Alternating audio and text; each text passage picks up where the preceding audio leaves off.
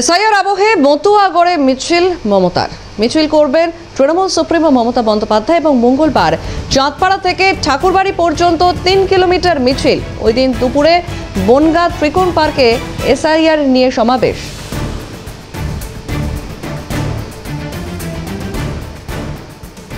এ প্রসঙ্গে জ্যোতিপ্রিয় মল্লিক কি বলেছেন আমরা শুনবো।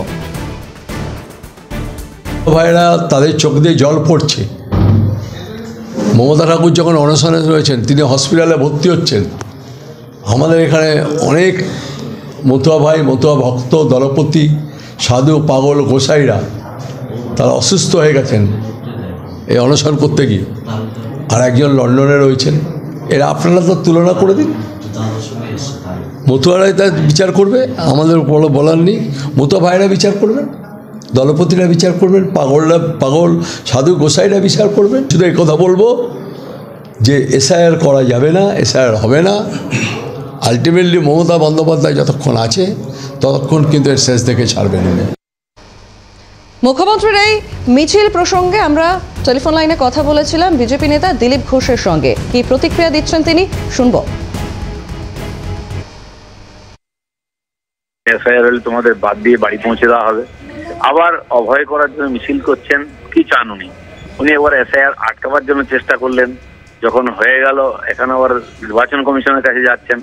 যখন শুরু হয়ে গেল, ওনার পার্টির লোকেরা ক্যাম্প করে বসে ফর্ম ফিল আপ করেছে, উনি নিজেও ফর্ম নিয়েছেন। তো কত রকম ভাবে মানুষকে বোকা বানাবার চেষ্টা করছেন। ওনাকে কেউ ভয়ও পায় না, আর ওনার নির্ভয়ে লোকে কিছু যায় আসে না। বিজেপি বিধায়ক সুব্রত ঠাকুর কি বলছেন, শুনবো। কোনো মিছিলে কাজ হবে না। উদ্বাস্তু মানুষ যারা, মতুয়া মানুষ যারা আছে, তারা তৃণমূলের সঙ্গে নেই।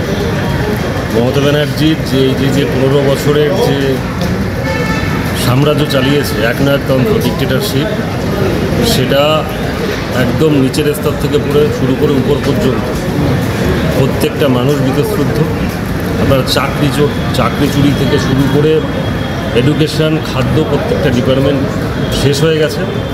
বাংলার মানুষ পরিত্রাণ চাইছে। মতুয়ারা যারা উদ্বাস্তু মানুষ আছে তারা পরিত্রাণ চাইছে। আর এইসব নাটক করে কোনো কাজ হবে না, না অনুসরণ করে কাজ হবে, না ওই পদযাত্রা করে কাজ হবে, না মতুয়াদের ঘরে যেয়ে তাদের ভুল বার্তা দিয়ে কাজ হবে। সেই দিন শেষ হয়ে গেছে। বাংলার মানুষ বুঝে গেছে, উদ্বাস্তু মতুয়ারা বুঝে গেছে। হারানোর ভয় না, জমি হারিয়ে গেছে। বনগাঁতে, নদিয়াতে তৃণমূল ধুয়ে ছাপ হয়ে যাবে। যেটুকু বাকি রয়েছে এবার শেষ হয়ে যাবে।